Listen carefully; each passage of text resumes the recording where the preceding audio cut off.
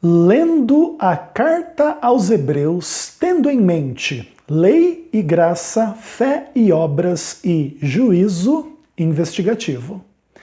Eu sou Ezequiel Gomes, você está no canal Vem Senhor Jesus e hoje nós continuamos a nossa série a respeito da doutrina do juízo investigativo. No penúltimo vídeo eu falei um pouco dos argumentos que muitos críticos da doutrina adventista tiram da carta aos Hebreus para confrontar as questões, os entendimentos da Igreja Adventista do Sétimo Dia, tá bem? Então, a partir do vídeo passado, eu comecei a responder estas questões, falei um pouco da teologia, da soteriologia sinergista da carta aos Hebreus, demonstrando que Hebreus funciona dentro de um paradigma não calvinista. Então, por exemplo, ainda que nós pudéssemos chegar a conclusões de que o juízo investigativo é uma doutrina herética ou equivocada, o calvinismo não será a resposta ou a doutrina correta para contrapor o juízo investigativo, tá bom? E agora eu gostaria de tratar um pouco de algumas acusações em torno de que a visão adventista do juízo investigativo conduz a uma salvação pela lei mediante as obras, e Hebreus se contrapõe a isso porque a salvação é pela graça mediante a fé. E aí eu gostaria então de raciocinar um pouquinho com vocês a partir desse tipo de polêmica, a partir da leitura da carta aos Hebreus. É bom que vocês entendam também que para você compreender a ampla discussão em torno da teologia adventista a respeito desses pontos, é bacana você fazer uma viagem na história da teologia e compreender algumas coisas. A partir da escrita e produção do Novo Testamento, existe uma certa tensão nos meios cristãos da relação entre Antigo e Novo Testamento. Essa tensão inicialmente era menos forte e ela vai se tornar mais forte com o passar dos séculos dentro do cristianismo. Os cristãos vão buscar se diferenciar dos judeus, inclusive para não serem perseguidos juntos com as perseguições que caíam sobre os judeus. Dentro desse contexto vai haver um distanciamento de práticas consideradas exclusivamente judaicas, como circuncisão, diferenciação entre carnes imundas e carnes limpas, a guarda do sábado e inúmeras outras questões da tradição de Israel que estão, enfim, contextualizadas nas questões bíblicas. E aí é uma ampla discussão sobre Antigo e Novo Testamento. Essa discussão ela vai se aprofundar durante muitos séculos até chegar na Reforma Protestante e haver um rompimento entre a ala protestante da Reforma e o catolicismo romano, tendo por base algumas questões que têm implicações em relação à doutrina e à experiência da salvação, em torno da primazia da justificação pela fé, da primazia da Bíblia sobre qualquer outra fonte de conhecimento, de doutrina, de revelação. Então, não é pela tradição, não é pelo magistério, não é por nenhuma revelação ou compreensão extra-bíblica, mas é pela Bíblia que a igreja deve, enfim, definir as suas doutrinas, as suas práticas, a sua esperança e etc. E aí a Reforma Protestante vai ter as suas polêmicas internas, calvinistas com arminianos, e etc, e etc, e etc, até a gente chegar lá no século XIX, lá em 1800 e tanto, movimento milerita, surgimento do adventismo, e aí inúmeras polêmicas vão surgir dentro das questões de estudo da Bíblia, contextualizadas pelas questões da relação entre Antigo e Novo Testamento, da questão da Reforma Protestante, e tudo com base aí na discussão ampla da soteriologia, tá bom? E aí existem duas questões muito complicadas, Existem aquelas questões contextualizadas num amplo estudo exegético, histórico, bases hermenêuticas extremamente acadêmicos em torno aí das discussões teológicas. Existem as manifestações um pouco mais populares das discussões que são extremamente superficiais e etc. Então, às vezes quando você vai discutir a doutrina do juízo investigativo, você precisa discutir questões profundas da teologia, da academia, das línguas, dos contextos, das exegeses, das hermenêuticas, etc. Em outro lado, às vezes, você tem que lidar com aqueles argumentos mais rasos, superficiais, populares, que são muitas vezes construídos para atacar a fé adventista em torno do juízo investigativo. Dentro da nossa série aqui, a minha abordagem tem sido mais popular do que acadêmica, ainda que eu tenha o objetivo e tenho estado me esforçando para informar as questões populares com embasamentos um pouco mais profundos do que se encontra normalmente nos materiais populares.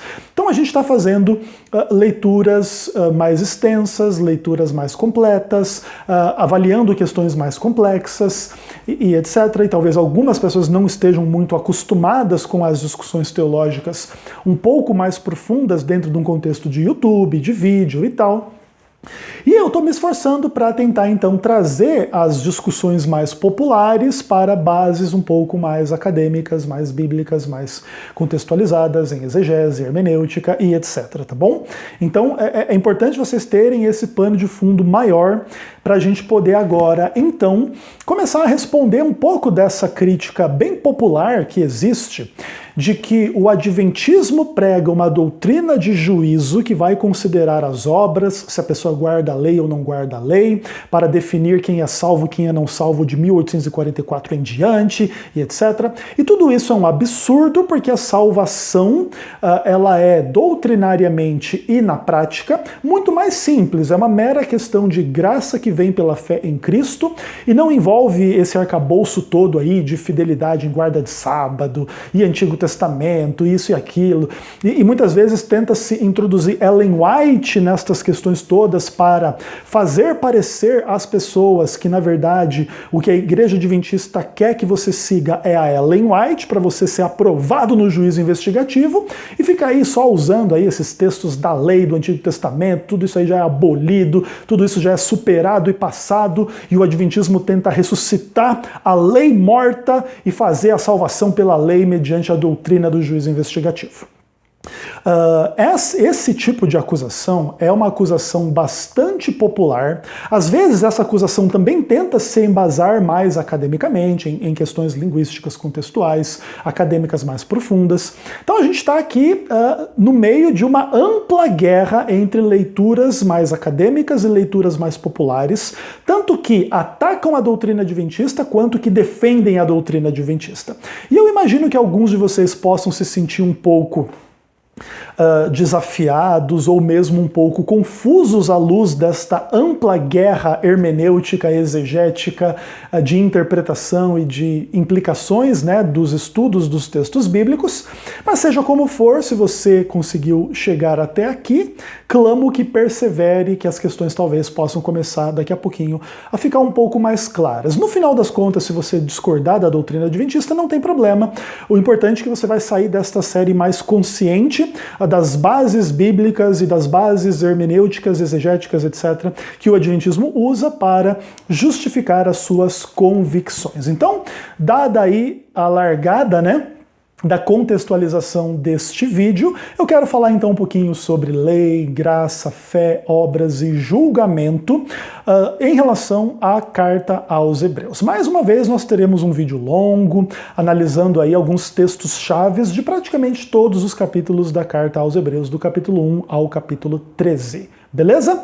Então vamos começar do começo, já li muitas vezes e lerei outras vezes ainda, Hebreus 1, versos 1 a 3.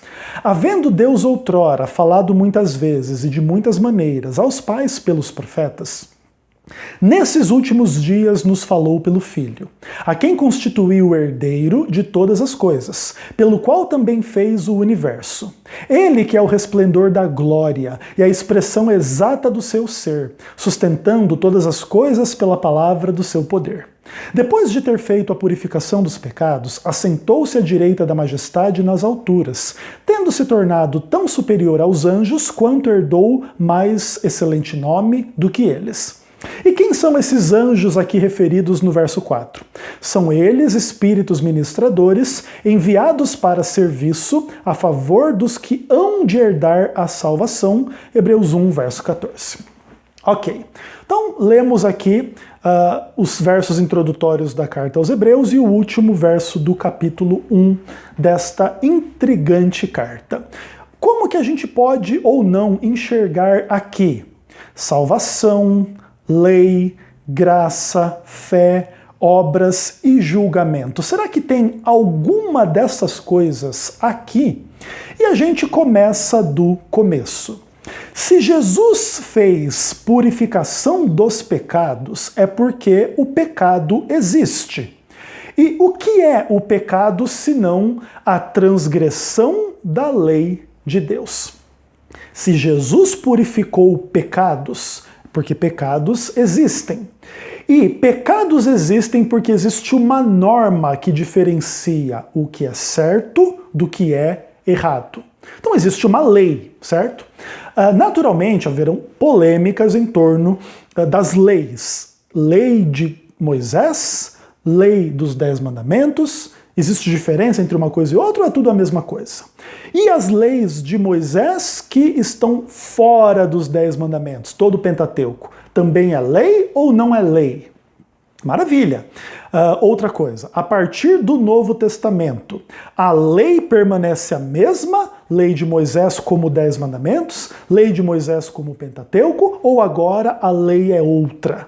E agora existe a superação, a abolição de certos aspectos da lei do Antigo Testamento, substituídas por outros aspectos da lei do Novo Testamento. E então, na prática, a lei do Novo Testamento é diferente da lei do Antigo Testamento. Bom, muitas discussões são travadas em torno desse tipo de questão, seja como for, se a pressuposição da carta aos Hebreus é que o que Cristo realizou significa purificação de pecados, pecado existe, então existe uma lei que define aquilo que é certo e que é errado. Obedecer esta lei é o contrário de pecar, que é transgredir a lei, beleza? Creio que não seja um conceito muito rebuscado e complicado para vocês entenderem. Maravilha, então a lei está na base da questão, uma vez que o que Jesus veio fazer é a purificação do pecado, que é a transgressão da lei. Seja como for, purificação de pecado já evoca graça e salvação de forma, assim, explícita, né? O que é uma purificação do pecado? É uma solução do problema de quem transgrediu a lei. E isso implica em graça para a salvação, tá bom? Então, e aqui é uma coisa muito interessante, inclusive, né? É uma graça orientada para o passado. Jesus fez a purificação do pecado, mas que só vai se manifestar no futuro. Os anjos ministram em favor dos que vão herdar a salvação.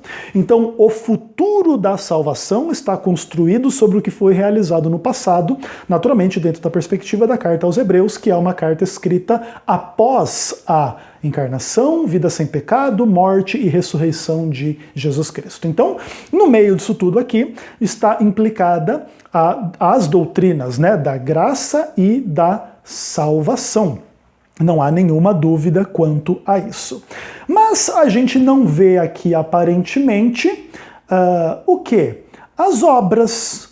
Onde entram as obras dos seres humanos nessa discussão toda aqui sobre graça, lei, salvação? Não existe. A graça dá a salvação para quem transgrediu a lei em função do que Cristo fez. Não tem aqui obras humanas ou mesmo fé humana, ok? Maravilha. Entretanto, perceba uma coisa. O verso 14 de Hebreus 1 diz que os anjos ministram em favor daqueles que hão de herdar a salvação. Opa! A ideia de que algumas pessoas vão herdar a salvação traz implicitamente a dúvida sobre se algumas pessoas não vão herdar a salvação. E aí existe agora a humanidade dividida entre os que serão salvos e os que serão perdidos. E agora, naturalmente, para explicar a diferença entre salvos e perdidos, implicitamente está presente na discussão a ideia de que Uns aceitam a graça pela fé e manifestam obras correspondentes a esta fé, esta graça em obediência à lei, enquanto outros seguem um caminho diferente. Eles não têm fé, suas obras revelam que eles não têm fé e vivem obras de pecado em função de que não se comprometem com a lei de Deus. Estão presos ao pecado, seduzidos ao pecado e não, de alguma maneira, não largam mão do pecado. E essa é a diferença entre salvos e perdidos. Então aqui a diferença não é que Cristo fez a purificação dos pecados de alguns e não de todos. Cristo fez a purificação dos pecados, inclusive a implicação aqui é de purificação universal, expiação ilimitada, ok? Propiciação por todos os pecados de todas as pessoas. Entretanto, uns vão herdar a salvação, outros não. Então, o motivo desta diferença não pode ser encontrado de que Deus concedeu graça e redenção, expiação, propiciação a uns e não concedeu as mesmas coisas aos outros. De outra forma, salvação e perdição funcionariam dentro de uma base onde Deus quer a salvação de uns e não de todos. Cristo morre por uns e não por todos. Ao mesmo tempo, manda pregar o evangelho para todo mundo, como se tivesse morrido por todos e quisesse a salvação de todos. Esse paradigma todo, que é o paradigma essencial do calvinismo, torna Deus o pior hipócrita, o pior mentiroso. É mais ou menos por causa desse tipo de coisa que a gente diz que o Deus calvinista é pior que o diabo, e eu mantenho a minha palavra, ok? Maravilha. Então, claro, as questões que eu estou trazendo aqui em Hebreus 1 ainda não estão plenamente maduras. Nós vamos ter que avaliar essas questões no capítulo 2, no capítulo 3, 4, 5, 6, 7, 9, 10, 11, 12 e 13. Olha quanto trabalho nós temos pela frente para enxergar lei, graça, fé, obras, juízo em Hebreus. Mas nós vamos fazer isso porque é isso que a gente faz aqui nesse canal. A gente estuda a Bíblia. Inclusive já fica a dica, se você não gosta de estudar a Bíblia, não tem concentração, não tem paciência, acha tudo muito complicado, ruim, difícil e etc., por favor, feche esse vídeo e não volte a este canal. Mas se você quiser aprender, aqui é o lugar onde você vai poder de fato aprender, tá bom? Então, já contextualizando aí as questões do primeiro capítulo, me sinto já preparado para enfrentar as mesmas questões a partir de outras bases na carta aos Hebreus, agora no capítulo 2. Vamos dar uma lidinha aqui dos versos 1 a 4. Por essa razão, importa que nos apeguemos com mais firmeza às verdades ouvidas, para que delas jamais nos desviemos. Se, pois, se tornou firme a palavra falada por meio dos anjos, e toda transgressão e desobediência recebeu um justo castigo, como escaparemos nós se negligenciarmos tão grande salvação, a qual, tendo sido anunciada inicialmente pelo Senhor, foi-nos depois confirmada pelos que a ouviram, dando Deus testemunho, juntamente com eles, por sinais, prodígios e vários milagres, e por distribuições do Espírito Santo, segundo a sua vontade? Opa! Então olha só, se existem anjos que vão ministrar em favor dos que hão de herdar a salvação, o que implica que nem todo mundo vai herdar a salvação, o autor de Hebreus diz, opa! Por essa razão importa que nós que estamos ouvindo as verdades sobre quem Cristo é, o que Cristo fez e etc. Nós precisamos nos apegar com grande firmeza às verdades sobre o que Cristo é e sobre o que Cristo fez. E o objetivo desse apego é que nunca venhamos a nos desviar daquilo que Cristo é e daquilo que Cristo fez por nós. Ok? Porque veja bem, o que Deus falou através dos anjos recebeu justo castigo quando foi transgredido. Deus enviou a sua palavra, Deus enviou a sua lei, e nesse contexto todo da manifestação da sua palavra e da lei, houveram muitas manifestações sobrenaturais do mundo espiritual, né? Lá em Sodoma e Gomorra, lá no Monte Sinai, lá na história de Abraão, lá na história de Jacó. Tudo isso está sendo guiado por Deus e as testemunhas angélicas estão participando de tudo isso. e etc. E se Deus que está guiando a história agora, tendo, né, essa grande nuvem de testemunhas ao seu redor, como inclusive a carta aos Hebreus vai dizer lá no final da carta, lá no capítulo 12, e etc., Deus ele já estabeleceu as questões nestas bases para que, no contexto da transgressão, essa transgressão possa ser punida. Então Deus deu a lei para Israel para guardar o sábado, isso e aquilo. Aí o cara foi lá e vai trabalhar no sábado rebeldemente, afrontando Deus e a lei e etc. Esse cara vai ser morto, certo? Isso vai explicar, inclusive, um pouco, né, das punições em torno do Antigo Testamento em relação às questões de adultério, às questões de assassinato, às questões de um monte de coisa. Claro, vão haver muitas discussões se toda essa mentalidade legislativa, e alguns chamariam de legalista, do Antigo Testamento, vai se perpetuar no Novo Testamento ou não. O que vai permanecer da lei do Antigo Testamento no Novo, o que não? Essa talvez seja uma das grandes discussões da teologia de uma forma geral. Seja como for, aqui está na base o conceito de lei, obediência ou desobediência. Quando você desobedece, você é justamente castigado. Quando você obedece, você está cumprindo aquilo que é a própria vontade de Deus, que está manifestada no contexto da manifestação do mundo espiritual, e aí dos sinais, dos milagres, dos prodígios, das distribuições do Espírito Santo, tudo tendo com vistas capacitar os crentes, aqueles que recebem a mensagem e nela creem, que não venham a se desviar e não venham a trocar aquilo que Cristo fez por eles, trocar aquilo que Cristo comprou para eles na cruz do Calvário por nada que o mundo possa oferecer. Então fica bastante interessante a questão aqui. E aqui você percebe que fé e obras andam de mãos dadas, porque veja, se você então teve fé nas verdades que você ouviu, você deve se apegar. Então a implicação é que se você tem fé, você se agarra a esta fé e manifesta esta fé na prática. Então você não negligencia, você se firma, você acredita, você entende e naturalmente mais cedo ou mais tarde isso aqui vai ter implicações. Se você crê no perdão, você perdoa, se você crê no amor, você ama, se você crê no juízo contra o pecado, você denuncia o pecado, se você crê que Cristo morreu e ressuscitou, você proclama a morte e ressurreição de Jesus Cristo na prática, porque fé implica em obras. Certo? Então, a gente já começa a perceber que essa dicotomia construída sobre uma visão superficial em torno da teologia de Paulo ou da teologia da Reforma e etc., já começa a cair diante do texto bíblico, que inclusive vai dizer o quê? A fé sem obras é morta. Então, se eu analiso as suas obras, eu consigo enxergar nelas a sua fé ou a sua falta de fé. Por isso, fé e obras andam juntas, não tem essa dicotomia. Claro, se você quiser se justificar por obras desligadas da fé, obras que revelam não a fé verdadeira, você não vai encontrar justificação, porque a sua própria obra vai revelar que a sua fé não é verdadeira, certo? Se você não adultera simplesmente porque existe uma regra, mas lá no seu coração você está cheio de adultério, você revela que a sua obediência ao mandamento não adulterarás é uma obediência hipócrita, não é de coração, não é da parte de alguém que se submete à lei de Deus, uma vez que o seu coração está cheio de adultério. E você só não adultera por causa de uma adesão a uma letra de uma lei que vai ter implicações sociais e etc. para você. Então você politicamente não adultera externamente, enquanto o seu coração está cheio de adultério.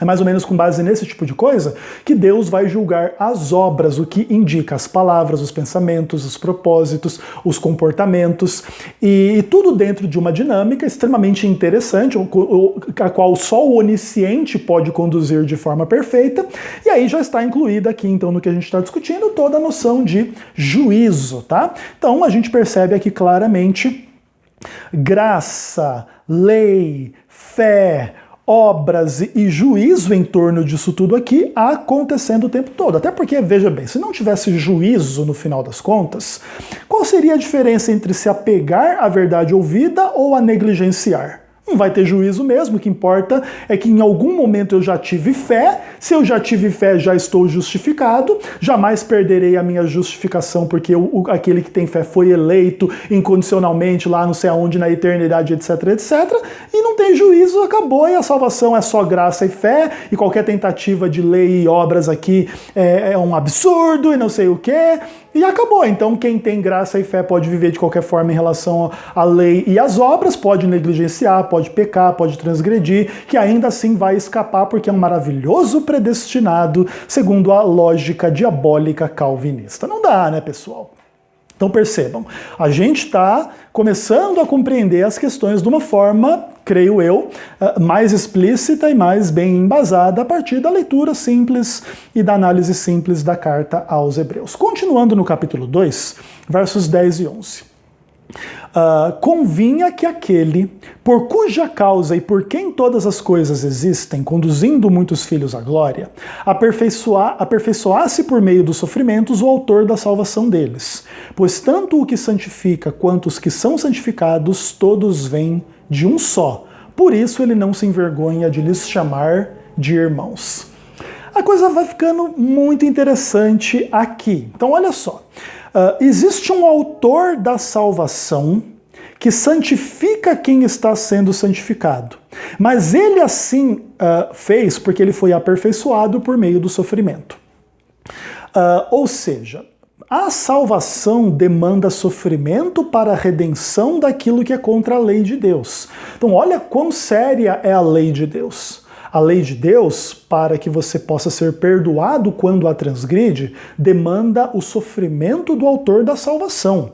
Pecado é coisa séria, porque transgride uma lei absolutamente séria.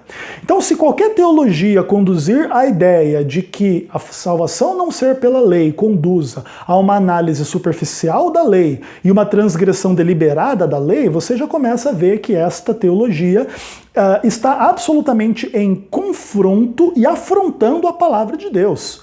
Se o preço da transgressão é o sofrimento do autor da salvação, ninguém deve tratar de forma superficial, leve, aquilo que é a transgressão da vontade de Deus que está expressa na sua lei.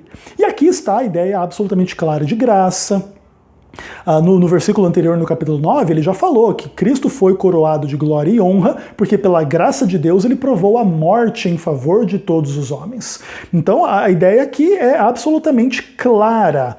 Cristo é o autor da salvação que morreu pelo homem para não condenar o homem, porque ele transgrediu a lei. Se agora, após a sua morte e ressurreição, ele vai dizer agora está liberado transgredir a lei, ele já inclusive se torna incoerente em relação à sua própria postura inicial, que não desconsiderou a lei, mas veio morrer para redimir do pecado. Então, quando Cristo fez a purificação do pecado na cruz do Calvário, ele colocou a lei de Deus numa base absolutamente séria e que só pode haver remissão do pecado em relação à transgressão da lei de Deus com base no preço em que Cristo pagou para, enfim, purificar, salvar, transformar pela graça as pessoas envolvidas na transgressão da lei. E aí existem inúmeras questões. Você que foi salvo por Cristo na cruz do Calvário, vai rebeldemente, descaradamente, teologizar esta questão para justificar a transgressão do sábado, ou o adultério, ou a mentira, ou a idolatria, ou as vaidades, orgulhos, agressividades e maldades do pecado? É para isso mesmo que Cristo morreu? Naturalmente não é a resposta da carta aos Hebreus e não é a resposta da teologia adventista do juízo investigativo. E mais cedo ou mais tarde, tudo isso implica em juízo. O que santifica e os que são santificados têm todas origem em Deus. Então Deus vai analisar se de fato há essa fé que justifica, que santifica, ou se não. Da parte daqueles que professam o seu nome e por quem Cristo morreu. Naturalmente, em alguns momentos, a questão do juízo em torno da santificação, da justificação, da fé e das obras dos cristãos, às vezes isso é muito claro na Bíblia, às vezes não. Seja como for, se em um momento isso é claro na Bíblia, a gente pode inferir esta mesma dinâmica sobre a análise das questões soteriológicas de uma forma mais ampla e mais geral. Então, tudo isso que nós estamos lendo em Hebreus 2 aqui, se você se apega ou não, se você negligencia ou não, se você está sendo santificado ou não, demanda o juízo para, de fato, comprovar as questões. E isso nem estou falando diante de Deus, o onisciente sabe tudo antes de tudo, mas diante do universo de uma forma geral, onde Deus trabalha com absoluta transparência, tá bom? Onde Deus coloca todas as questões em torno do grande conflito entre o bem e o mal, as claras diante de todos, para que não reste dúvidas de quem é Deus na mente de ninguém, tá bom? Maravilha, e aí tá ficando muito adventista essa conversa. Que mais? Capítulo 2, versos 14 a 18. Visto, pois, que os filhos têm participação comum de carne e sangue, destes também Cristo igualmente participou, para que por sua morte destruísse aquele que tem o poder da morte, a saber, o diabo, e livrasse todos os que, pelo pavor da morte, estavam sujeitos à escravidão por toda a vida. Pois Cristo, evidentemente, não socorre a anjos, mas socorre a descendência de Abraão. Visto, pois, aliás, por isso mesmo convinha que em todas as coisas ele se tornasse semelhante aos irmãos, para ser misericordioso e fiel sumo sacerdote, nas coisas referentes a Deus, para fazer propiciação dos pecados, pelos pecados do povo, pois naquilo em que ele mesmo sofreu, tendo sido tentado, é poderoso para socorrer os que são tentados. Eu ainda estou no capítulo 2, nós já estamos com meia hora de vídeo, mas olha quanta coisa interessante existe aqui. Toda a redenção, toda a salvação, toda a cruz e ressurreição de Jesus Cristo tem por objetivo destruir a morte. E aqui as questões se tornam bastante interessantes. Pessoas que têm uma mentalidade imortalista, de imortalidade da alma, onde não existe juízo investigativo e etc, etc, etc, acabam inclusive pressupondo uma situação que coloca a obra de Cristo em contraposição àquilo que de fato Cristo veio fazer. Porque Cristo não veio redimir almas imortais, Cristo veio destruir o poder da morte sobre as pessoas que morrem e vivem escravizadas debaixo do tacão da morte. Essa é a questão principal que a gente tira aqui da carta aos Hebreus do capítulo 2, verso 14. É pelo que Cristo fez que a morte é destruída. Sem Cristo, a morte reina sobre a humanidade, porque através do pecado a humanidade é mortal e não existe nenhum pecador imortal. Além dessas questões todas, em torno da discussão sobre mortalidade, imortalidade, julgamento, quando que se julga, é após a morte, a alma desencarna e sai do corpo e já é julgada imediatamente, já vai para o paraíso, para o purgatório ou para o inferno. Ou se existe um sono da alma aguardando o juízo final, que começa em 1844 e cuja fase primeira termina na segunda vinda e cujas implicações vão até o final do milênio de Apocalipse 20. Todas essas questões são bastante discutidas, a gente pode discutir todas elas naturalmente, seja como for, só existe destruição do poder da morte mediante a morte de Cristo, tá bom? Então não existe imortalidade natural da alma do homem que vai sobreviver à morte, do corpo e etc. Esses conceitos gregos importados sobre a Bíblia através de 1 milhão de exegeses, cujo fundamento é a mentira original de Satanás sobre Adão e Eva, de que eles poderiam desobedecer à lei de Deus, pecar e ainda assim continuariam a ser imortais ou seriam como Deus e etc., como implicando que Deus mentiu, eles não iam morrer, eram imortais, continuariam a ser imortais. Olha que coisa bonita é a teologia diabólica. E é engraçado que muitas das pessoas que mantêm a própria teologia de Satanás querem chamar a doutrina do juízo investigativo de heresia.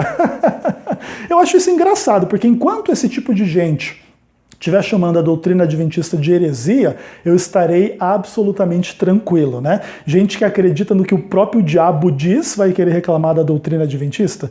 Para mim, acho que inclusive faz muito sentido, porque de fato a teologia adventista é o contrário das convicções diabólicas, beleza? Fechou. Mas aqui, além dessa discussão relativamente paralela ao que a gente está discutindo aqui, o que existe aqui em Hebreus 2, versos 14 e em diante? O fato de Cristo socorrer a descendência de Abraão, o que já coloca a questão da fé em jogo, né? A descendência de Abraão é aqueles que têm a fé de Abraão, né? Sejam eles judeus ou gentios. E se você for da família carnal de Abraão, mas não tiver a fé de Abraão, você nem da família dele é, nem da descendência dele é, em termos espirituais, né?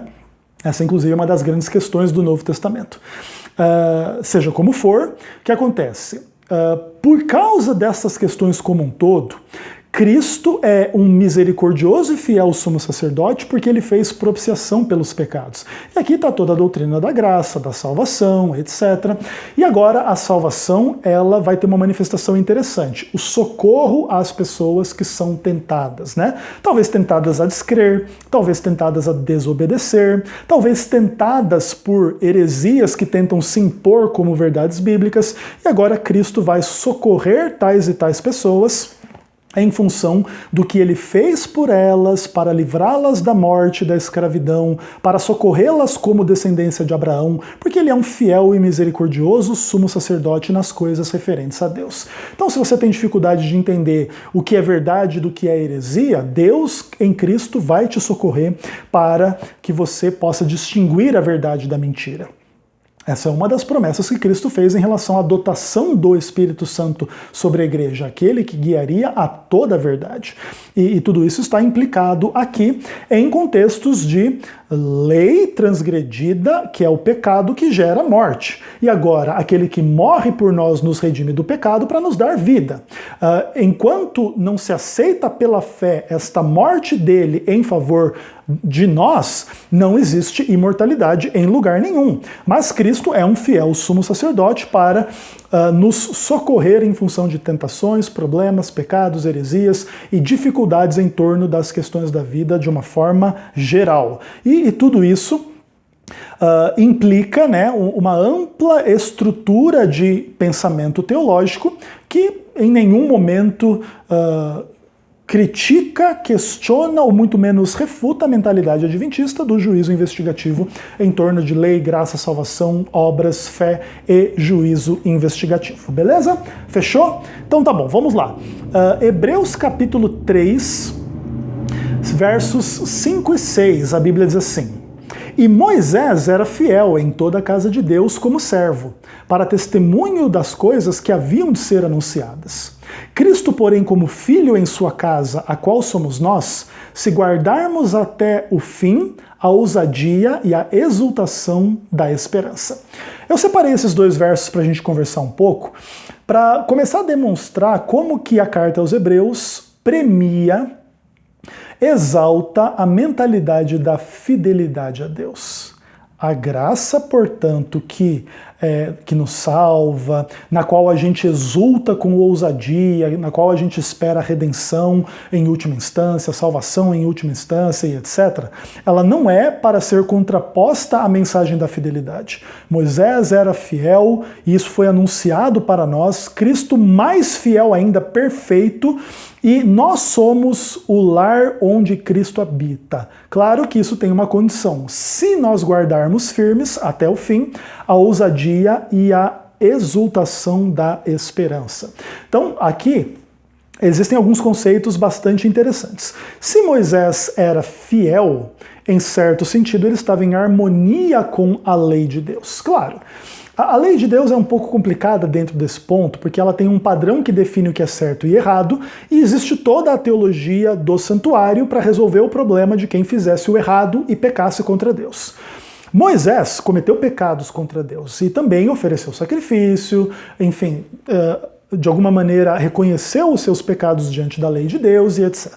Então, no contexto da sua fé, que praticava as obras de todos, enfim, os rituais em função do pecado que Deus tinha prescrevido na sua lei, Moisés é considerado como fiel. Isso não quer dizer que Moisés era absolutamente perfeito e sem pecado. E o povo de Deus pode ser fiel somente nesse contexto. O povo de Deus nunca é perfeito sem pecado, mas deve ser o quê? Fiel dentro, inclusive, de quando errar admitir os seus erros, quando pecar se arrepender dos seus pecados, quando for defrontado com uma condição de transgressão da lei de Deus, abandonar esta transgressão, se converter para seguir num caminho de fidelidade, tanto quanto possível, tanto quanto mais, melhor. Beleza? Então a mentalidade da carta aos Hebreus não tem nada assim, já que a salvação é pela graça mediante a fé, que se exploda a necessidade de obediência à lei, fidelidade, porque não tem juízo nenhum e acabou e fim das contas. Inclusive a própria noção de que existe um fiel e um infiel demanda a existência de um juízo, demanda a existência de um padrão que está na lei de Deus para definir o que é certo e o que é errado, e Deus vai julgar quem cumpre as especificações da sua lei moral e da sua lei da fé, chamaremos assim a lei cerimonial, ou não. E aí é isso que vai definir quem é salvo e quem não é, em última instância, tá? E aí as muitas questões podem ser tratadas em momento adequado. Que mais? Hebreus 3, verso 12 a 19. Diante de tudo isso, tende cuidado, irmãos, jamais aconteça haver em qualquer de vós um perverso coração, de incredulidade que vos afaste do Deus vivo. Pelo contrário, exortai-vos mutuamente cada dia, durante o tempo que se chama hoje, a fim de que nenhum de vós seja endurecido pelo engano do pecado. Porque nos temos tornado participantes de Cristo, se de fato guardarmos firme até o fim a confiança que desde o princípio tivemos. Enquanto se diz, hoje se ouvires a sua voz, não endureçais o vosso coração como foi no dia da provocação. Os quais, verso 16. Ora, quais os que tendo ouvido se rebelaram? Não foram de fato todos os que saíram do Egito por intermédio de Moisés? E contra quem Deus se indignou por 40 anos? Não foi contra os que pecaram, cujos cadáveres caíram no deserto? E contra quem Deus jurou que eles não entrariam no seu descanso, senão contra os que foram desobedientes? Vemos, pois, que não puderam entrar na terra prometida por causa da incredulidade. Aqui as questões são muito interessantes. O autor da carta aos Hebreus usa a experiência do Êxodo para ilustrar a experiência cristã. E a gente tem que ter muito cuidado na nossa caminhada com Deus, porque um dia teve um povo que já caminhou com Deus. Mas esse caminho não redundou em fé, redundou em incredulidade. Não redundou em obediência, redundou em desobediência. E por causa disso eles não herdaram as promessas que Deus tinha feito. Agora, Deus deu promessas ao povo cristão. Existe a remissão dos pecados pelo que Cristo fez. Maravilha! A implicação disso é que aquele que assim aceitar e viver de forma coerente com a mensagem do perdão dos seus pecados, pela fé e etc., vai herdar a salvação. Mas, para que isso aconteça de fato, há que se ter cuidado, há que se não ter um coração perverso de incredulidade. As pessoas têm que ajudar umas às outras durante o tempo que se chama hoje, a fim de que ninguém seja endurecido pelo engano do pecado. E aqui a coisa começa a ficar interessante. Pessoal, no capítulo 1, não se diz que Deus fez a purificação dos pecados em Cristo? Cristo, que é a expressão exata do ser de Deus, depois de ter feito a purificação dos pecados, ele não se sentou à destra do trono da majestade no céu? Como que agora o pecado volta a ser algo perigoso para o cristão, se o pecado já está redimido na cruz? Se você conseguir responder essa pergunta, você consegue compreender a doutrina adventista do juízo investigativo. E aqui, quem está alertando contra o perigo de ser endurecido pelo pecado, que inclusive já foi purificado por parte de Cristo, não é a Ellen White, é o autor da carta aos Hebreus, no texto inspirado da palavra de Deus no Novo Testamento. E as implicações disso não são pequenas. Conquanto Cristo já tenha feito a purificação dos pecados, ou seja, Cristo morreu por todos os pecados de todas as pessoas, Se beneficiar disso que Cristo fez demanda certa fé, certas obras, certas posturas das pessoas, que se não tiverem determinada fé, determinadas obras e determinadas posturas, não irão se beneficiar daquilo que Cristo fez por elas na cruz do Calvário. Isso tem inúmeras implicações. Primeiro, ninguém vai se perder porque Cristo não morreu por ele, ninguém vai se perder porque Cristo não concedeu graça, ninguém vai se perder porque o Evangelho não existiu para tais e tais pessoas não eleitas e etc, e etc, e etc.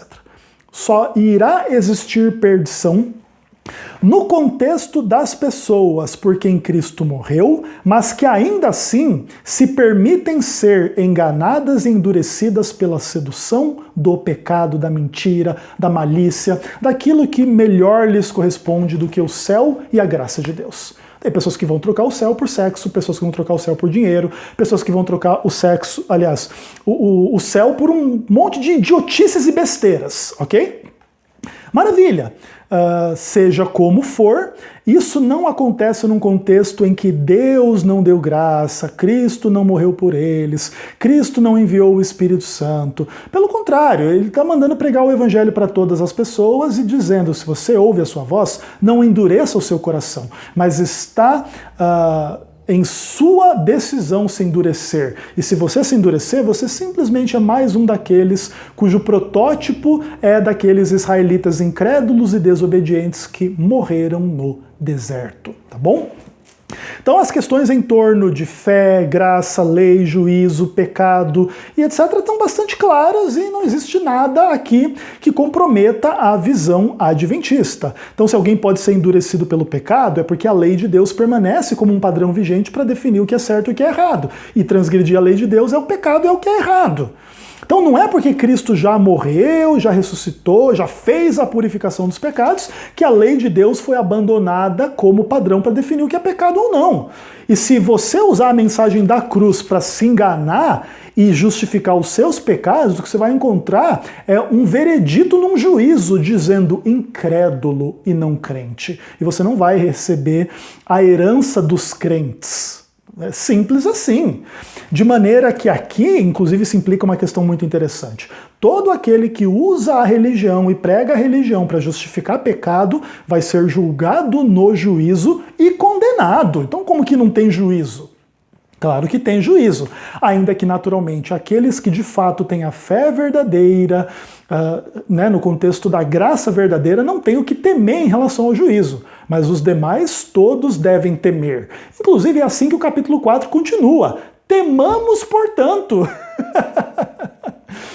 Interessante, né? E essa ideia de temamos portanto implica toda a soteriologia sinergista, toda a possibilidade de perder a salvação, de negligenciar a graça, de negar a graça, etc, etc, etc, porque vai haver um juízo, ou não?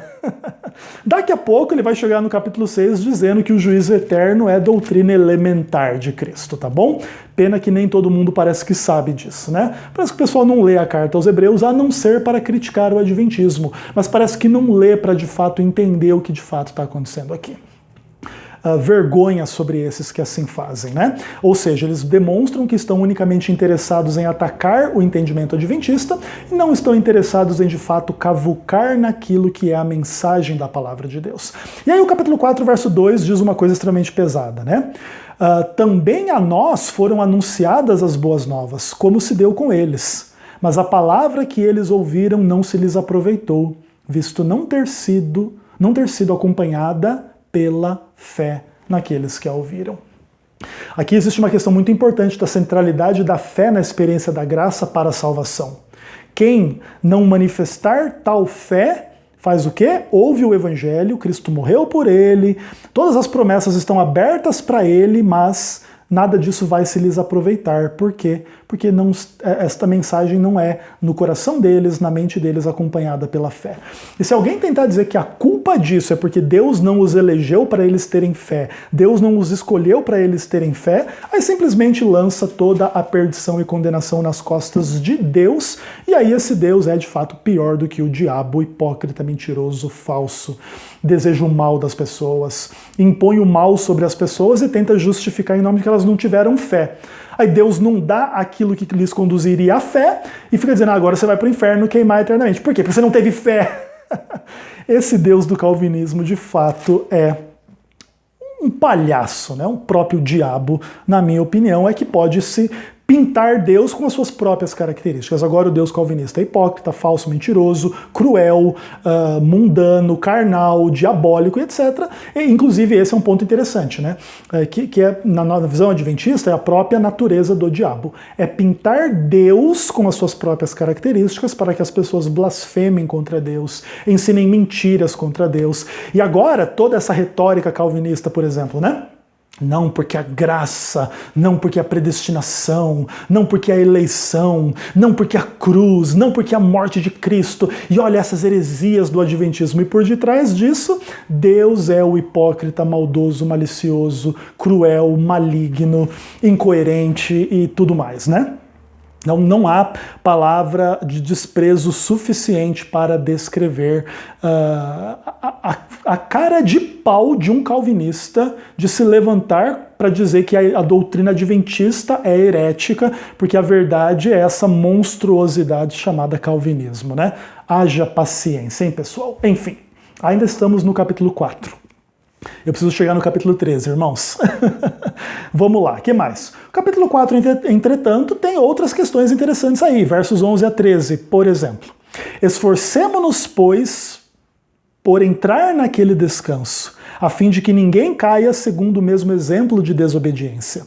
Porque a palavra de Deus é viva e eficaz, mais cortante do que qualquer espada de 2 gumes, e penetra até o ponto de dividir alma e espírito, juntas e medulas, e é apta para discernir os pensamentos e propósitos do coração. E não há criatura que não seja manifesta na sua presença, pelo contrário. Todas as coisas estão descobertas e patentes aos olhos daquele a quem temos de prestar contas. Prestação de contas, desculpa dizer para vocês, é juízo, tá bom? E olha que interessante em que termos esse juízo acontece. Em termos de tudo o que se pensa, se deseja, se faz, porque tudo está patente e descoberto diante daquele a quem devemos prestar contas. E aí qual que é a postura daquele que começa a compreender tais e tais questões? É o esforço para nunca cair segundo o exemplo da desobediência, tá bom? Então aqui olha só que interessante. Graça, fé para a salvação implica em esforço para a obediência e etc. Inclusive tendo em vistas o juízo. Então, por exemplo, vamos pensar que de fato o adventismo ensine coisas do tipo assim, você precisa de fato manifestar obras coerentes com a lei de Deus para ser aprovado no juízo. Em que isso é herético?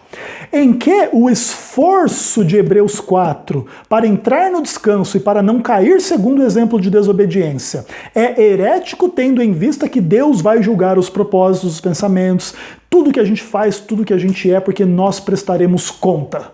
Qual que é a heresia? Porque se a doutrina adventista for de fato herética, eu tô achando que a gente encontrou uma heresia no texto bíblico, tá bom? Enfim, né? Não dá, né, pessoal? Ok, continuando. Hebreus 4, verso 14 a 16. Tendo, pois, a Jesus, Filho de Deus, como grande sumo sacerdote, que penetrou o céu, conservemos firmes a nossa vocação.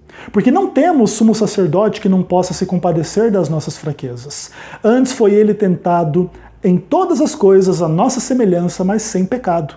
Acheguemo-nos, portanto, confiadamente junto ao trono da graça, a fim de recebermos misericórdia e acharmos graça para socorro em ocasião oportuna. Veja que coisas interessantes aqui estão. A necessidade de uma fé que se manifesta em obras. E qual é a obra aqui? Conservar firme a confissão, chegar-se ao trono da graça. E qual é o resultado desta obra? É de fato receber a misericórdia e achar a graça que você precisa para ser socorrido nas ocasiões oportunas da sua vida.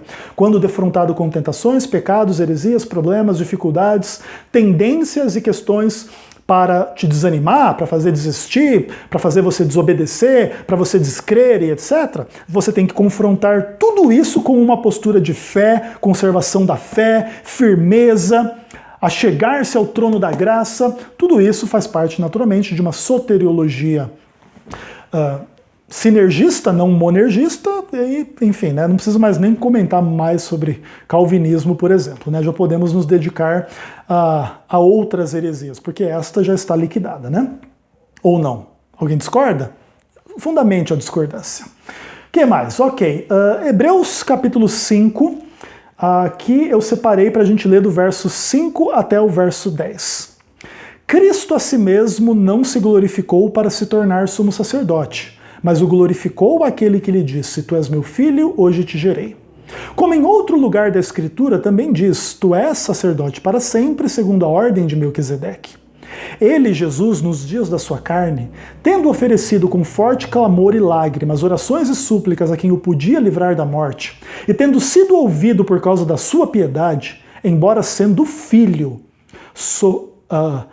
aprendeu a obediência pelas coisas que sofreu, e tendo sido aperfeiçoado, tornou-se o autor da salvação eterna para todos os que lhe obedecem, tendo sido nomeado por Deus sumo sacerdote, segundo a ordem de Melquisedeque. Todas as verdades que nós estamos tratando aqui estão de forma muito interessante colocadas aqui no texto de Hebreus capítulo 5, versos 5 a 10. Para Deus conceder graça, Cristo teve que sofrer, mesmo em meio a clamor, lágrima, oração, súplica. Talvez aqui se coloque muito fortemente, né, a situação de Jesus no Getsêmani, né? Passa de mim esse cálice, todavia seja como tu queres, não como eu quero. E porque foi feito de acordo com o que Deus quis que Cristo sofreu, porém venceu a morte, e agora o sofrimento não mais o atinge. E agora ele é o autor de uma salvação eterna. Mas para o desespero do pessoal, ele é o autor da salvação eterna aos que acreditam nele? Não, porque o diabo também acredita nele. Mas aos que lhe obedecem. E Satanás acredita, mas não obedece. E será que não tem muito cristão que acredita, mas também não obedece? Claro, a obediência cristã nunca será absoluta em função de todo o contexto da queda, mas ela pode e deve ser real e suficiente para distinguir o cristão do mundano. Se não houver distinção entre o cristão e o mundano, a igreja não cumpriu o seu propósito. Mas a igreja cumpre o seu propósito não pela sua bondade, mas porque Deus age na igreja como a comunidade dos redimidos, a comunidade daqueles por quem Cristo morreu. E daqueles que aceitam o fato de Cristo ter morrido por eles. Porque, na verdade, Cristo morreu por todo mundo, mas nem todo mundo aceita, nem todo mundo manifesta os frutos dessa aceitação. Inclusive, isso tudo coloca à luz a questão do juízo. O juízo vai distinguir quem obedece de quem não obedece, ou seja, quem tem a fé verdadeira de quem não tem a fé verdadeira, que é o que está implicado no juízo da obediência. Seja como for, a obediência é necessária, será escrutinada no juízo, e isso em nenhum momento nega a salvação pela graça mediante a fé, conforme alguns tentam pintar a teologia adventista, né, como sendo anti-graça, anti-salvação pela fé, anti-justificação pela fé, porque agora, blá blá blá blá blá blá, ok? Então espero que as questões estejam ficando cada vez mais claras para vocês a partir da mera análise da carta aos Hebreus, beleza? Terminando o capítulo 5, vamos nos dedicar um pouquinho a algumas questões no capítulo 6. Verso 2 fala do juízo eterno como um princípio elementar da doutrina de Cristo. E aí, a partir do verso 4 em diante, o autor diz o seguinte: É impossível, pois, que aqueles que uma vez foram iluminados e provaram o dom celestial e se tornaram participantes do Espírito Santo e provaram a boa palavra e os poderes do mundo vindouro e caíram, sim, é impossível outra vez renová-los para o arrependimento, visto que de novo estão crucificando para si mesmos o Filho de Deus e expondo-o à ignomínia. Porque a terra que absorve a chuva que frequentemente cai sobre ela e produz erva útil para aquele por quem é cultivada, recebe bênção da parte de Deus. Mas se ela produz espinhos e abrolhos, é rejeitada, e perto está da maldição, seu fim é ser queimada. Quanto a vós outros, todavia, amados, estamos persuadidos das coisas que são melhores e pertencem à salvação, ainda que falamos dessa maneira. O juízo aqui está claramente implicado. Haverão aqueles que vão se perder e aqueles que vão se salvar, mesmo entre os irmãos. Mesmo entre aqueles que um dia se tornaram participantes do Espírito Santo. Mesmo entre aqueles que um dia provaram o dom celestial. Mesmo entre aqueles que um dia provaram a boa palavra de Deus e os poderes do mundo vindouro. Mas o que aconteceu com eles? Eles caíram.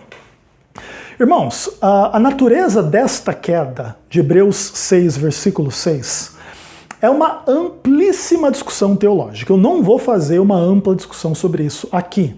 Seja como for, está explicitamente determinado e decretado no texto que tal experiência existe, e quando existe, a salvação é perdida. Toda a experiência de participar do dom celestial, do Espírito Santo, da fé, da palavra de Deus é perdida para nunca mais ser encontrada. Da parte de pessoas que crucificam Cristo novamente e agora produzem abrolhos e espinhos, estão perto da maldição e o seu fim é serem queimados. Então existe aqui uma metáfora agrícola para falar um pouco do destino de algumas pessoas. E claro, o autor de Hebreus percebe que isso é muito pesado e fala: quanto a vós outros, não tenham medo. A gente entende que vai haver salvação entre nós também, não vai ser todo mundo perdido. Mas o alerta contra a perdição e a possibilidade real de perdição está feito, porque não poderia ser diferente. Tudo isso está implicado, o julgamento, em torno do que de fato se crê e se faz. Certo? Um dia eu criei, mas deixou de crer, vai haver um juízo. Um dia eu fiz a vontade de Deus, deixou de fazer, um dia vai haver um juízo. E a gente percebe essa mentalidade na carta aos Hebreus, como você percebe, por exemplo, no livro de Ezequiel sobre o Atalaia, né? Se você fez o mal e depois se converteu e fez o bem, o mal não será levado em conta. Agora, se você fez o bem e depois fez o mal, o bem não será levado em conta. É lógica sinergista, não existe monergismo de dupla predestinação e mentalidade calvinista, nem aqui, nem na China, meus irmãos. Maravilha, ok. Então, capítulo 6, podemos considerá-lo trabalhado. Claro, poderíamos ler o capítulo todo, tem outras questões também que se implicam em todas as questões que estamos falando, mas aí também o vídeo vai ficar 4 horas e meia, né? Acho que ninguém vai assistir. Maravilha, beleza. Capítulo 6 superado, vamos ler o capítulo 7, versos 12 e 13. Aí a palavra de... Aliás, versos 11 e 12. Aí a palavra de Deus diz assim: se portanto a perfeição houvera sido mediante o sacerdócio levítico, pois nele foi que o povo recebeu a lei, que necessidade haveria ainda de que se levantasse outro sacerdote segundo a ordem de Melquisedeque, que não fosse contado segundo a ordem de Arão? Pois quando se muda o sacerdócio, necessariamente há mudança de lei. A frase de Hebreus 7, verso 12, é uma das frases mais usadas para fazer a dicotomia Antigo Testamento e Novo Testamento e para usar uma retórica de salvação pela graça em contraposição à lei. A lei mudou. Inclusive, alguns tentam usar essa retórica para falar que a lei do sábado mudou. Inclusive, o texto não faz referência alguma a isso. E aí, nesse ponto, existe um texto fora do contexto como um pretexto para lutar contra a lei dos 10 mandamentos. Também é verdade que existe uma ampla polêmica sobre as questões se a lei de Deus pode e deve ser dividida didaticamente. Lei moral, lei cerimonial, lei civil, lei de saúde e etc. Tá bom? A lei é uma só ou a lei está dividida? E se a lei está dividida, quais partes da lei permanecem e quais partes da lei não permanecem, por exemplo, após a morte de Cristo, após a sua ressurreição? Seja como for, essa não é a discussão do autor de Hebreus nesse texto. A discussão aqui tem que ver com sacerdócio levítico versus o sacerdócio de Cristo. E Cristo muda a lei não como quem muda os padrões divinos, mas como quem revela que todo o sacerdócio levítico tinha unicamente a função de apontar para ele, sacerdote, de acordo com a ordem de Melquisedeque, cujo sacerdócio é anterior, maior, mais digno, melhor do que o sacerdócio levítico.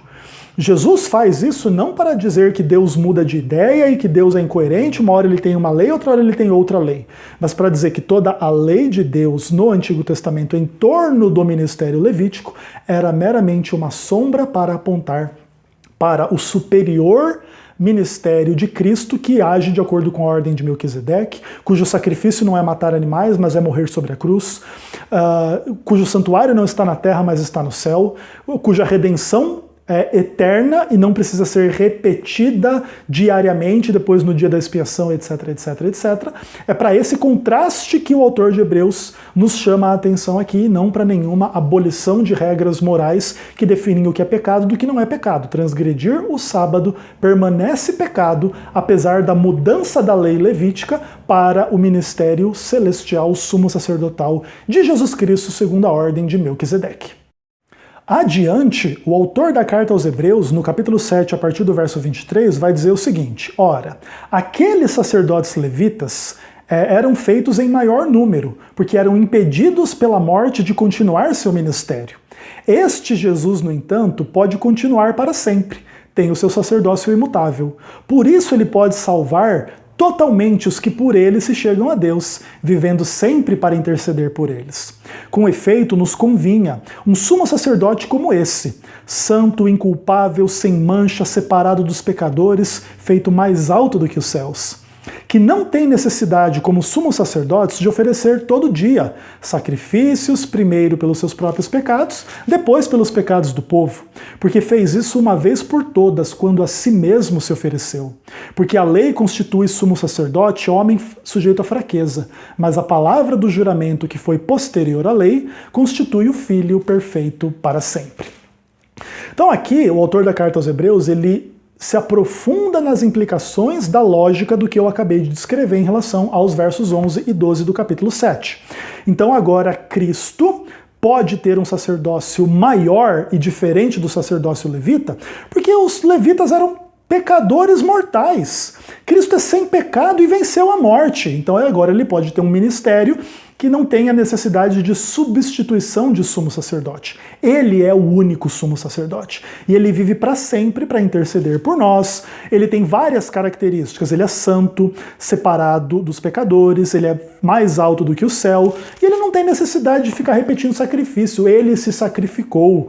Ele é perfeito para sempre. E aí o autor da carta aos Hebreus exalta a pessoa e obra de Jesus Cristo. Então veja, nada disso aqui tem nenhuma implicação de mudança da lei a respeito do sábado, ou da alimentação, ou de um monte de coisa, ainda que a questão seja amplamente polêmica e a gente possa, em outros contextos, nos aprofundar bastante nessas discussões. E nada disso aqui tem nenhuma implicação contra a fé adventista em termos da doutrina do juízo investigativo, tá bom? Muito pelo contrário, a doutrina do juízo investigativo implica no ministério sumo sacerdotal, celestial, expiatório e intercessório de Cristo. O que está acontecendo aqui? Jesus está vivendo sempre para interceder por eles. Olha que coisa interessante. Desde que Jesus ressuscitou em diante, Jesus está intercedendo por eles. Opa, peraí.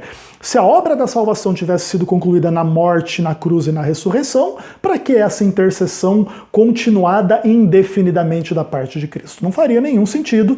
Isso implica que toda a experiência da salvação em função da morte e ressurreição de Cristo continua atuando na história em função do que Cristo fez no passado. Mas o que ele fez no passado não nega a sua obra continuada com perspectivas ao futuro, quando os salvos vão herdar a salvação, em torno dos eventos relativos à segunda vinda de Cristo. E aí ele volta, e nesse contexto dessa volta o juízo já está feito, porque ele já vem resgatar os salvos e os perdidos morrem, e aí então passa-se 1000 anos, e depois dos 1000 anos a ressurreição dos ímpios e a eliminação total dos ímpios, do diabo e tal, e a eternidade do universo sem pecado. Então perceba, todos esses eventos, juízo investigativo até o final do milênio, é a visão adventista sobre o julgamento, que leva em conta as obras das pessoas de acordo com o padrão da lei de Deus, que na verdade busca encontrar se a pessoa teve fé em Cristo, recebeu a graça de Cristo de fato ou não, tá bom? E não existe nada em Hebreus que se levante contra tal entendimento. Ainda também que o entendimento adventista não esteja todo embasado em Hebreus, mas também necessite do recurso ao texto de Daniel, do recurso ao texto de Levítico, do recurso ao texto de Apocalipse e de vários outros textos da Bíblia toda de uma forma geral, para ser construído de uma forma um pouco mais específica em relação a todas as convicções adventistas em torno do tema. Mas dizer que Hebreus se levanta contra o entendimento adventista é uma falácia e um equívoco absoluto. Tá bom? Beleza, vamos lá, vamos continuar, senão isso aqui não acaba hoje. Hebreus 9, versos 11 a 15.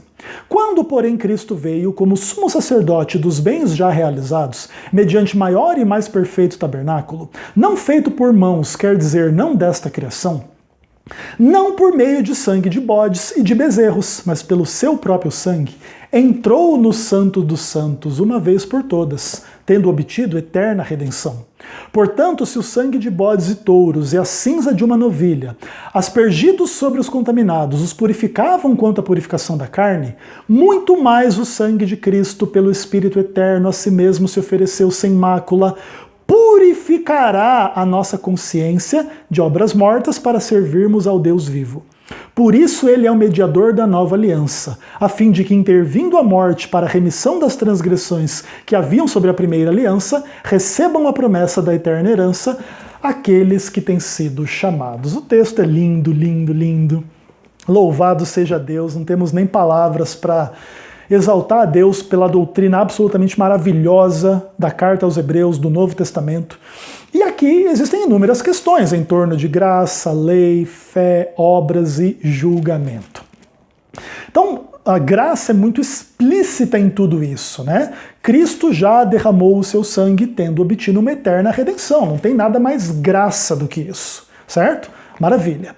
Então ele contrasta então os sacrifícios do Antigo Testamento com os sacrifícios de Cristo, etc. E se lá os sacrifícios do Antigo Testamento tinham uma função purificadora, mais ainda o sangue de Cristo vai purificar a consciência. E agora olha que coisa interessante. Você está com a consciência pesada pelos seus pecados hoje? Hoje é 2019, século 21. Se você, de fato, receber graça mediante a fé, que envolva o arrependimento dos seus pecados, um novo nascimento, uma conversão, uma oração sincera e etc., você vai ter a sua consciência purificada hoje. E é para isso que o autor da carta aos Hebreus está escrevendo. Então, quando as pessoas falam, por exemplo, que a doutrina adventista é herética, porque a purificação dos pecados já está feita em Hebreus 1, verso 3, essas pessoas esquecem de Hebreus 9, verso 14.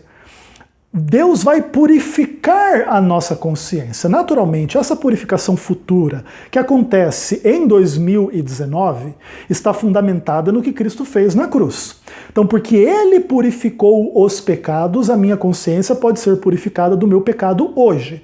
Mas isso não é uma negação que a purificação acontece hoje, 2019. Isso só quer dizer que a purificação que acontece hoje ocorre porque há 2000 anos atrás Cristo levou sobre si os meus pecados que eu ainda nem tinha pecado. E aí se revela Deus, Deus como onisciente, que conhece o futuro desde o passado, certo? Então aqui não existe nenhuma ideia dentro da visão adventista de que o fato da purificação do santuário acontecer em um momento futuro a partir da cruz, 1844 em diante, como a purificação do santuário antitípica, cumprindo o dia da expiação celestial agora, não tem nenhuma implicação de negar a purificação já realizada na cruz, que está explícita em Hebreus 1, verso 3. Naturalmente, porém, o crítico do adventismo, ele não tem paciência para o argumento. Ele usa Hebreus 1, verso 3 como um texto prova, para dizer que a purificação já aconteceu, então não precisará acontecer no futuro. E quando está aqui implicada que existe purificação no futuro, o crítico do adventismo se cala em absoluto.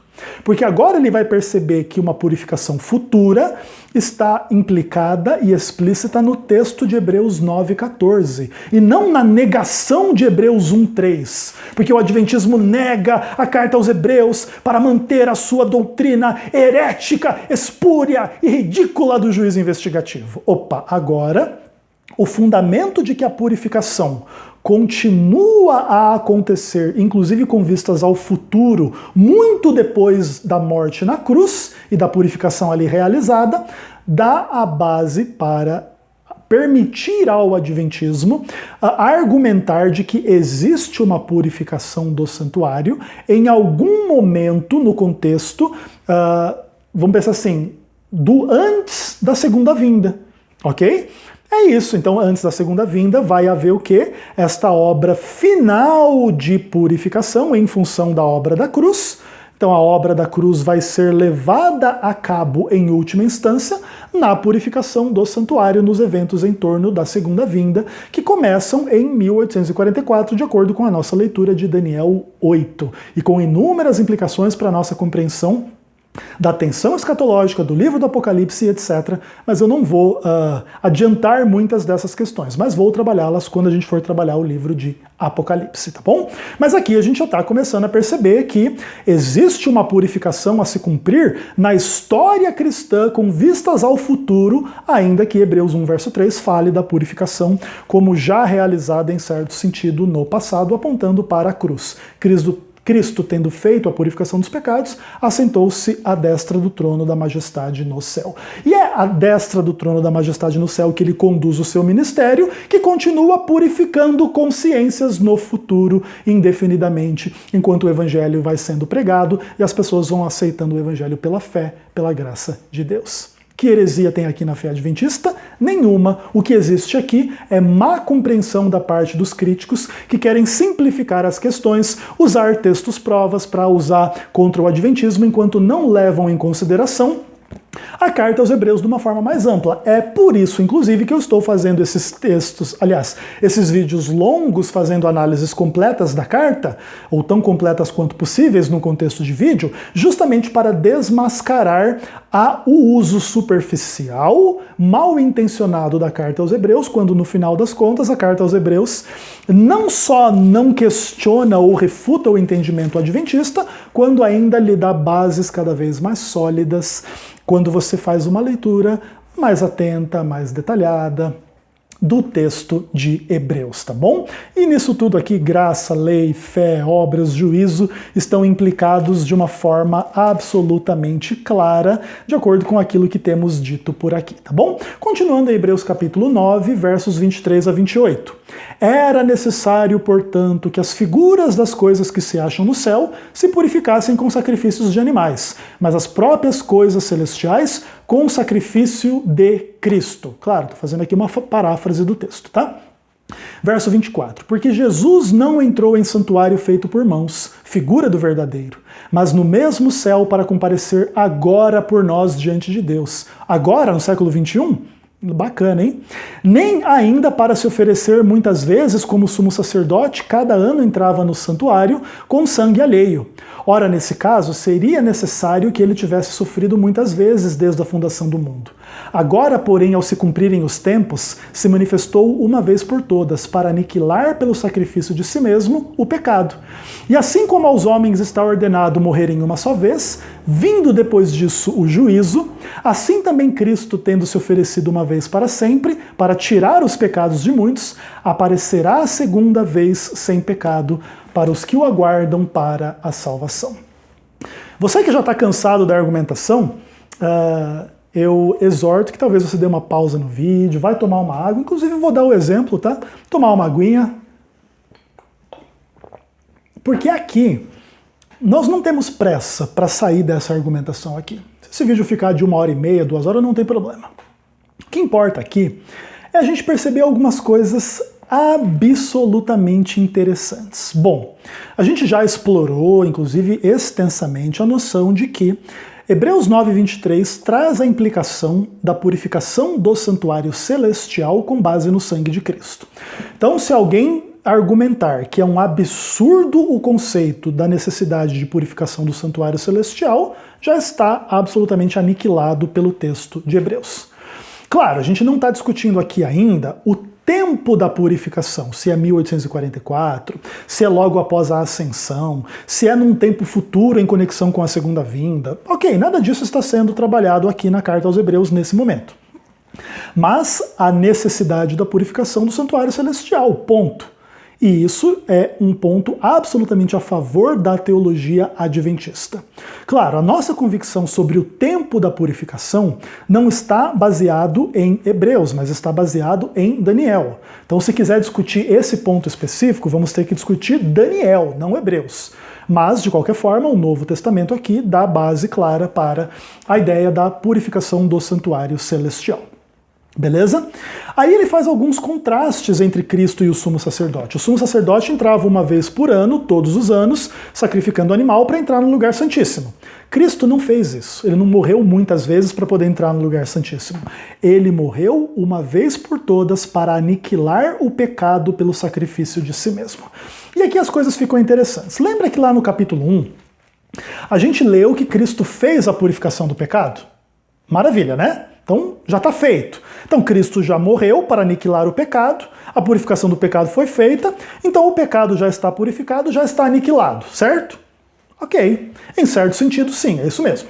Entretanto, lembra que a gente leu na carta aos Hebreus que a gente precisaria ter cuidado para não ser endurecido pelo engano do pecado? Então o autor da carta aos Hebreus escreve lá no capítulo 3.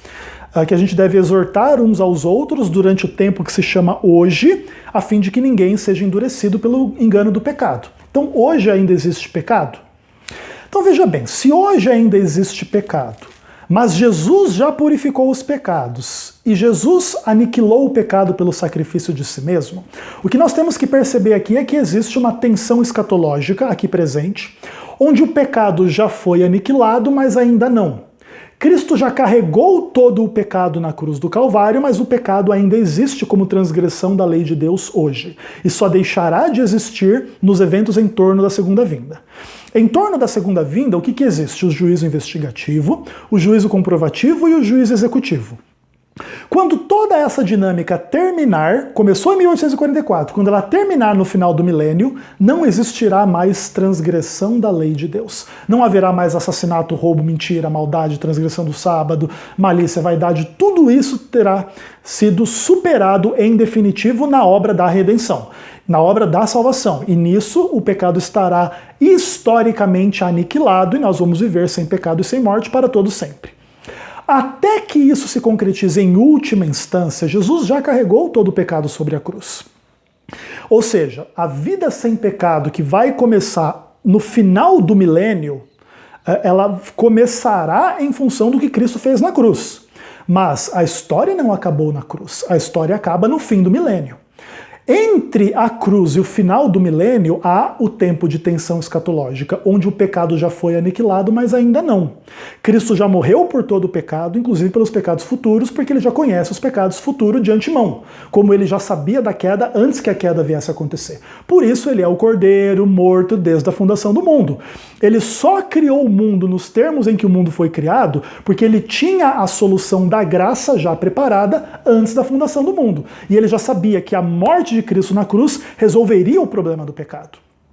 Redimiria o povo da transgressão da lei, redimiria a queda de Adão, destruiria Satanás, o autor do pecado para todo sempre, e etc. Se não fosse assim, Cristo nem criaria o mundo da forma como o criou. Mas Cristo já sabia o futuro, já decidiu morrer por nós antes da criação, e agora se cumpriu a sua morte na cruz, e agora essa cruz terá implicações para a eternidade na vida sem pecado. Mas antes que Jesus volte e todos os eventos em torno do juízo aconteçam para a aniquilação histórica final do pecado, a aniquilação do pecado em Hebreus 9:26, ela é meramente espiritual. E eu estou querendo dizer com isso não que ela é não real. Ela é real, porque Cristo já carregou na realidade todo o pecado. Já purificou, já morreu, já redimiu, já fez tudo. Mas historicamente ele ainda permite que os princípios do pecado se manifestem, no contexto inclusive do juízo universal, para expor ao universo a verdadeira natureza do pecado. Então agora perceba o seguinte.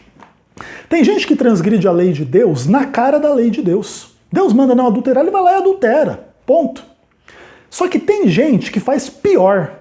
Jesus morreu para perdoar o seu adultério. Você diz que nele crê, mas está por aí adulterando. Isso é pior ainda. Pior do que pecar na presença da lei é pecar na presença da graça. Agora, para julgar todas as questões de todos os pecados, de todas as pessoas, etc., há um juízo. E esse juízo leva em conta tudo que todo mundo é, tudo que todo mundo pensa, tudo que todo mundo faz, tudo que todo mundo deseja. E somente a graça de Cristo mediante a fé pode ser a nossa segurança de salvação nesse juízo. Só que se a gente tentar usar a graça mediante a fé para encobrir os nossos pecados, nós enfrentaremos um Deus onisciente no juízo. E no juízo seremos condenados. Esse é o contexto amplo e maior que a gente enxerga dentro dessas ideias, para pregar a partir do verso 28 de Hebreus 9, o quê? O fato de que Cristo vai aparecer segunda vez, sem pecado, para os que o aguardam para a salvação. Nem todo mundo aguarda para a salvação. Tem gente aguardando Cristo para a perdição, inclusive pregando o evangelho por aí. Não são aqueles a quem Cristo falou, né? Vocês falam de mim com a boca, tem o seu coração longe de mim. Vocês vão dizer para mim que vocês fizeram milagres em meu nome, e eu vou responder que eu não vos conheço. E talvez agora as coisas possam estar ficando um pouquinho mais claras para alguns de vocês, né? Mas ainda temos 3 longos capítulos para analisar, tá bom? Vamos lá, Hebreus 10, versos 12 a 18. O que o autor da carta aos Hebreus diz? Jesus, porém, tendo oferecido para sempre um único sacrifício pelo pecado, assentou-se à destra de Deus, aguardando daí em diante, até que seus inimigos sejam postos por estrado dos seus pés. Porque com uma única oferta aperfeiçoou para sempre, quantos estão sendo santificados. E disso nos dá testemunho também o Espírito Santo, após ter dito: esta é a aliança que farei com eles, diz o Senhor. Porei no seu coração as minhas leis, e sobre a sua mente as inscreverei, e acrescenta: de modo algum lembrarei dos seus pecados e iniquidades para sempre. Onde há remissão dos pecados, já não há oferta pelo pecado. Ah, meu Deus do céu, que coisa absolutamente linda isso aqui, né? Então Jesus já morreu de uma vez por todas, mas ele aguarda a consumação da obra da salvação no futuro, quando os inimigos serão postos debaixo dos seus pés. Inclusive no final do milênio, quando eles vão virar cinza debaixo dos pés de Cristo, após a consumação final daquele grande lago de fogo que vai virar o cemitério do pecado e dos pecadores para sempre. Seja como for, há uma obra já realizada e há uma consequência futura dessa obra já realizada. Tensão escatológica aqui. E aí a tensão escatológica tem as implicações soteriológicas. Nós já somos aperfeiçoados para sempre, mas ainda estamos sendo santificados. Então não estamos santificados no sentido do absoluto, mas já somos considerados perfeitos na fé em Cristo, pela graça de Cristo. E aí toda a tensão escatológica à luz da soteriologia. E aí a ideia de Cristo salvar o pecador como pecador, mas transformar o pecador em obediente, e o pecador deve ser obediente, ainda que não tenha a perspectiva de ser absolutamente perfeito. Só vai ser absolutamente perfeito no contexto da glorificação, que vai tirar a natureza pecaminosa, e aí de fato o ser humano não vai mais pecar, o ser humano salvo, tá bom? Então tudo isso é bem interessante de dizer, mas o ponto central que eu gostaria de dizer aqui é a harmonia da nova aliança em relação à lei. Então quer dizer que a Igreja Adventista é legalista porque prega que a gente tem que estar em harmonia com a lei. E a nova aliança diz que o seu cumprimento é o fato de Deus escrever a lei dele no nosso coração. Será que Deus também é esse legalista todo aí que vocês falam da Ellen White? É isso mesmo? Vamos se levantar contra Deus aqui?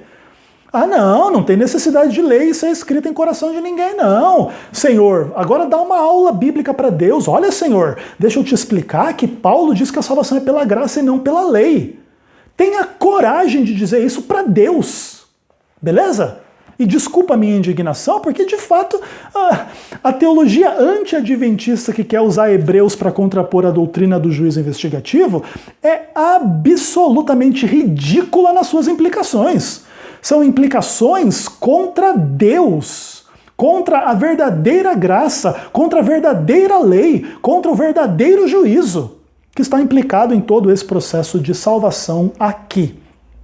E aí o texto nos conduz à ideia de que Deus vai escrever a lei no nosso coração e não vai lembrar dos nossos pecados, porque houve uma remissão dos pecados por causa da oferta realizada por Cristo. Cristo como oferta pelo pecado, e aí depois em outro vídeo a gente pode falar um pouco da teologia do sacrifício e da oferta pelo pecado, falando um pouquinho mais da cruz em si, tá bom? Alguns têm os temores que a teologia adventista é anticruz, então vamos nos dedicar um pouquinho no futuro a respeito deste tema. Eu não vou ler Hebreus 10, versos 19 a 39, para não humilhar a calvinista mais que já está humilhado, e não humilhado no sentido humano, humilhado pela verdade bíblica de fato. Aqui o calvinismo está absolutamente exposto, fratura exposta, morte eterna para o calvinismo aqui, mas eu não vou me aprofundar muito nisso, acho que já está suficiente o que eu falei até aqui. E aí chega em Hebreus 11, e aí é o capítulo da fé. Então a fé basta, né, pessoal? Graça mediante a fé basta. Aí o que a Bíblia diz? Hebreus 11, verso 4. Pela fé, Abel ofereceu a Deus um mais excelente sacrifício do que Caim, tendo obtido o testemunho de ser justo, tendo a aprovação de Deus. Ou seja, a fé não é uma forma de mascarar más obras. A fé é o combustível das boas obras. Pela fé, Abel ofereceu a Deus um sacrifício excelente. E quando foi julgado, obteve o testemunho de ser justo. Aqui também é uma outra coisa interessante. Algumas pessoas tentam contrapor a ideia do juízo investigativo de 1844 em diante pelos juízos que Deus faz antes disso. Deus é um juiz, né? Então Deus ele já é capaz, desde antes, julgar todas as coisas. Então, por exemplo, Deus julga o que é certo ou errado. E o que é certo ou errado não aguarda o juízo de 1844 em diante para poder ser proclamado. Senão Deus nem poderia proclamar a lei antes de 1844. Algumas pessoas que tentam criar polêmicas em relação a isso simplesmente esquecem o quê? De que Deus sabe o passado desde o futuro.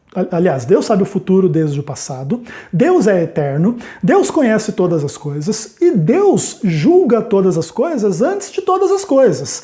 Entretanto, historicamente, Deus se manifesta na história.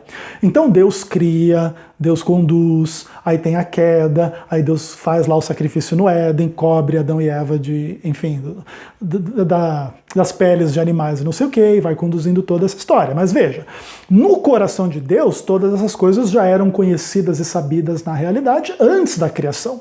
Então aqui existe uma ampla tensão entre Deus na eternidade e Deus na história, a relação entre Deus e o tempo. Existem muitas discussões entre esse tipo de questão. Seja como for, o fato de haver um juízo, vamos pensar que o adventismo esteja correto, de 1844 em diante até o final do milênio, não nega que Deus já pode sentenciar de forma temporal e localizada as questões durante a história. Claro que Deus pode, inclusive dentro da capacidade da onisciência, da divindade de Deus e etc, tá bom?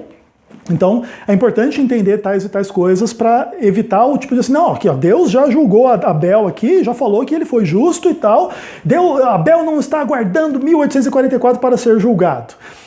Sim, em certo sentido isso é verdade. Inclusive, Deus não precisa aguardar nada para ninguém ser julgado, porque Deus já sabe tudo antes. Mas dentro de um processo histórico que aí conduz não só a Deus julgar, mas Deus julgar na presença das suas testemunhas, dos anjos, das próprias pessoas, todo mundo vai comparecer diante desse tribunal mais cedo ou mais tarde.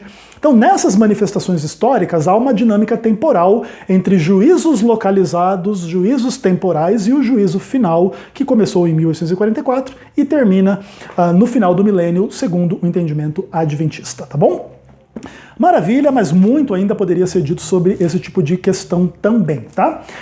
Ufa vida, tô ficando cansado, tá? Mas vamos lá. Hebreus, capítulo 12, verso 4. Ora, na vossa luta contra o pecado, não tendes resistido até o sangue. Opa! Então resta uma luta contra o pecado? Então vamos argumentar. O pecado não foi eliminado na cruz? Não foi o sacrifício de si mesmo que aniquilou o pecado? Como é que eu ainda tenho que lutar contra o pecado?